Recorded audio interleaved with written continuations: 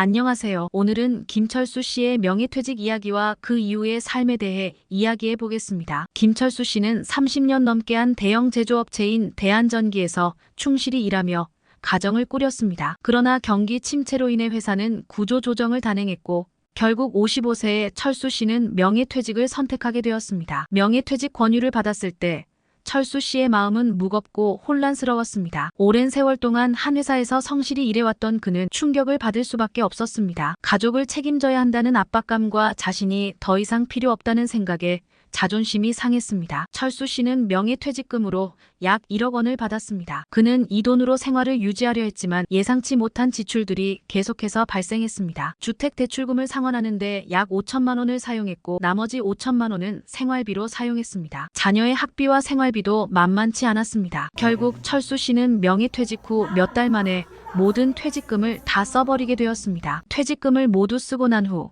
철수 씨는 수입 없이 생활을 이어가야 했습니다. 아내의 태도는 점점 더 차가워졌습니다. 매일 아침 일어나 할 일이 없어진 철수 씨는 TV 앞에 앉아 시간을 보내며 무료한 일상을 보냈습니다. 그러자 아내는 점점 더 그를 멀리하게 되었습니다. 여보, 이렇게 계속 집에만 있을 거야? 이제 어떻게 할 생각이야? 아내의 말에 철수 씨는 아무 대답도 할 수 없었습니다. 가장으로서의 자존심은 무너졌고 자신이 가족에게 짐이 된다는 생각에 가슴이 아팠습니다. 아내는 철수 씨를 마치 집안의 짐처럼 대했습니다. 밥 세 끼를 챙겨주면서도 불평을 했고 철수 씨는 그 말을 들을 때마다 고개를 숙였습니다. 당신 언제까지 이렇게 있을 거야? 아내의 말에 철수 씨는 눈물을 흘렸습니다. 그의 마음은 한없이 무거워졌습니다. 자녀들도 철수 씨를 보는 눈빛이 예전과 달라졌습니다. 고등학생인 딸은 철수 씨를 마주칠 때마다 한숨을 쉬었지만 말을 걸 때는 부드럽게 격려하려 노력했습니다. 아빠, 우리 조금만 더 힘내봐요. 다 같이 노력하면 잘 될 거예요. 딸의 말에 철수 씨는 잠시 위안을 얻었습니다. 자녀들이 자신을 이해하려 하고 격려해 주려는 모습에 눈물이 핑 돌았습니다. 아들은 아버지와의 대화가 줄어들었고 집에 들어오는 시간도 늦어졌습니다. 하지만 아들도 철수 씨를 향해 애정을 담아 말했습니다. 아빠 힘들겠지만 우리 함께 이겨내요. 아빠가 최고예요. 아들의 말에 철수 씨는 마음이 조금 풀렸지만 무력함과 슬픔은 여전히 그를 괴롭혔습니다. 그런 날들이 지속되자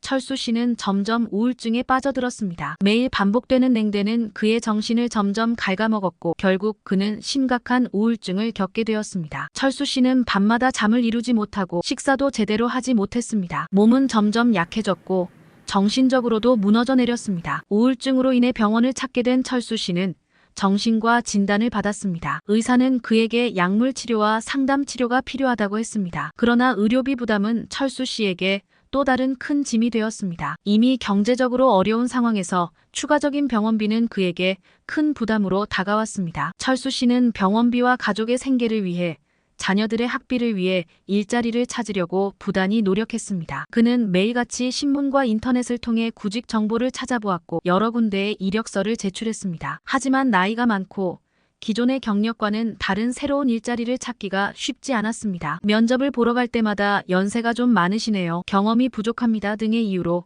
거절당하기 일쑤였습니다. 철수 씨는 좌절감을 느끼면서도 포기하지 않았습니다. 가족을 위해 무슨 일이든 하겠다는 일념으로 청소 일자리, 경비원 자리, 택배 일자리 등 다양한 일을 시도해 보았지만 체력적으로도 한계가 있었습니다. 우울증으로 인해 몸도 약해져 있던 그는 물리적인 노동을 감당하기 어려웠습니다. 철수 씨는 점점 더 집에 처박혀 지내게 되었고 아내와 자녀들의 냉대는 더욱 심해졌습니다. 당신 도대체 언제까지 이렇게 있을 거야? 이제 뭔가 해야 하지 않겠어? 아내의 말에 철수 씨는 아무 말도 할 수 없었습니다. 그의 마음은 한없이 무거워졌고 자존심은 무너져 내렸습니다. 철수 씨는 스스로의 무력함에 괴로워하며 매일 밤 눈물로 베개를 적셨습니다. 이제 철수 씨는 앞으로 어떻게 해야 할지 막막하기만 합니다. 가족에게 짐이 되는 것이 아니라 다시 가장으로서의 역할을 다하고 싶지만 우울증과 경제적 어려움은 그를 짓누르고 있습니다. 그는 도움의 손길이 필요합니다. 그러나 현실은 냉혹했습니다. 국민연금이 그에게 작은 위안을 줄 수 있었지만 이는 충분하지 않았습니다. 국민연금은 퇴직 후 65세부터 받을 수 있으며 가입 기간에 따라 연금액이 달라집니다. 철수 씨는 오랜 시간 동안 국민연금에 가입했기 때문에 65세부터 매달 약 150만 원의 연금을 받을 수 있습니다. 철수 씨는 미래에 대한 불안과 걱정으로 밤잠을 이루지 못했습니다. 150만 원으로 어떻게 살아야 할지 모르겠어. 철수 씨는 혼자 중얼거리며 깊은 한숨을 내쉬었습니다. 연금이 시작되더라도 생활비와 의료비를 감당하기에는 충분하지 않습니다. 그는 평생 일해야 한다는 절망감과 좌절감에 휩싸였습니다. 철수 씨는 국민연금이 시작되기 전까지 어떻게든 버텨야 했습니다. 하루하루가 힘들었지만 가족을 위해 다시 일어설 수밖에 없었습니다. 하지만 현실은 냉혹했습니다. 철수 씨는 계속해서 일자리를 찾으며 힘든 나날을 보내고 있었습니다. 국민연금을 10년 뒤에 받을 수 있을지도 불안했고 그 금액이 그때의 생활을 유지하기에도 부족하다는 사실이 철수 씨를 더욱 절망에 빠뜨렸습니다. 우리 주변의 명퇴한 남편들을 위해 작은 관심과 도움이 필요합니다. 그들이 겪는 어려움을 이해하고 지원하는 것이 중요합니다. 철수 씨와 같은 상황에 처한 이들이 더 이상 안타까운 노후를 보내지 않도록 사회적 지원과 관심이 절실합니다. 철수 씨의 사례를 통해 명퇴나 퇴직을 앞둔 분들은 노후를 미리 준비하는 것이 얼마나 중요한지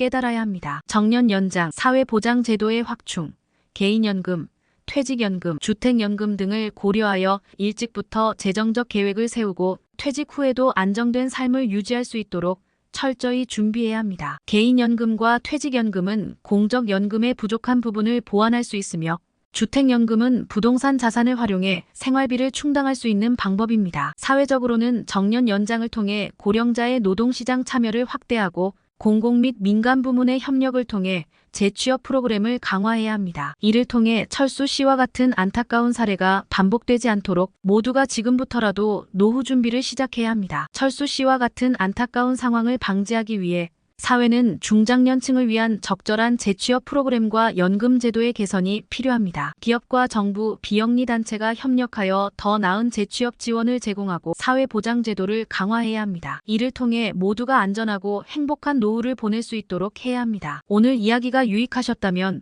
구독과 좋아요 부탁드립니다. 다음 영상에서 만나요.